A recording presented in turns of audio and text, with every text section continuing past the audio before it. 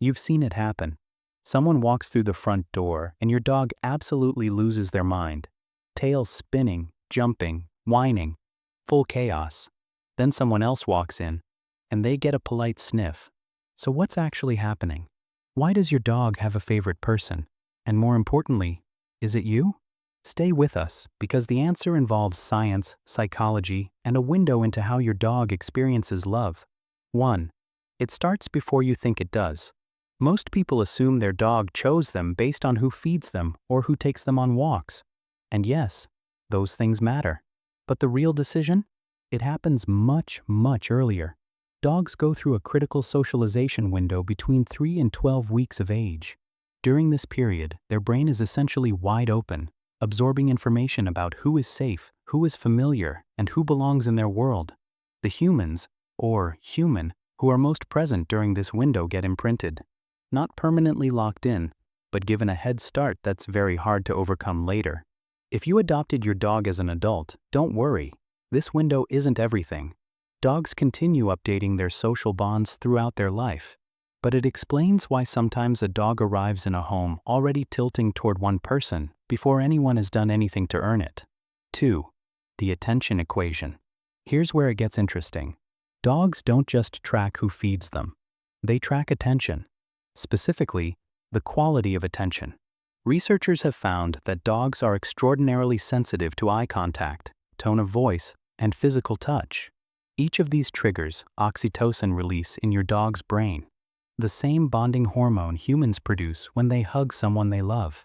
So the person who gets down on the floor and really engages, who talks to the dog, maintains soft eye contact, strokes them slowly, is essentially giving the dog a hit of oxytocin every single time. Over time, that person becomes associated with feeling good at a neurochemical level. It stops being a conscious preference and becomes a deeply wired one. This is why the busy parent who barely notices the dog sometimes loses out to the teenager who spends hours just sitting with it. 3. Personality matching. Here's something most dog content never talks about. Dogs have personality types, and they match to human personalities. A calm, gentle dog will often gravitate toward the quieter person in a household, not because that person is more loving, but because their energy is a match. High-energy dogs often bond hardest with the person who takes them running, who plays rough, who moves fast. Researchers call this temperament compatibility, and it's one of the strongest predictors of which human a dog will favor. What this means practically: if you want to become your dog's favorite person and it isn't working, it might not be about effort. It might be about energy. Mirror your dog's natural pace. Match their tempo, and the bond accelerates. 4. The trust factor. Attention and personality get you far, but the deepest bonds are built on something more fundamental: trust. Dogs choose their person not just based on who makes them feel good, but on who makes them feel safe. Safe when things are scary. Safe when there's a loud noise. Safe when they're in an unfamiliar place.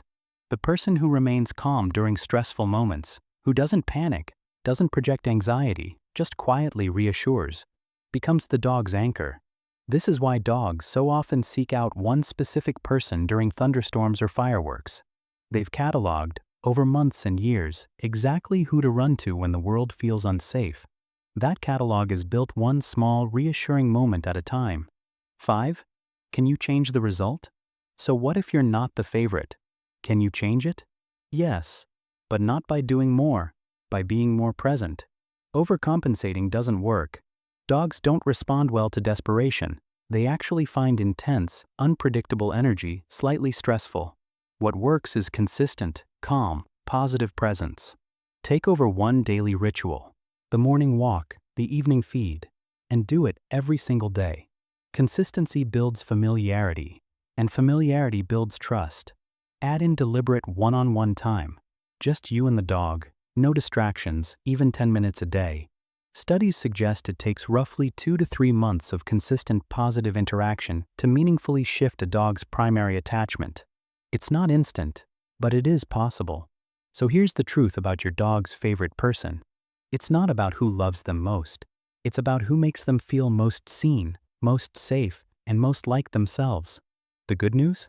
That's completely within your control. If this video made you rethink your relationship with your dog, or if you're now very smugly certain you're already the favorite, let us know in the comments. And if you want to go deeper on how dogs actually experience love, that video is right here. See you in the next one.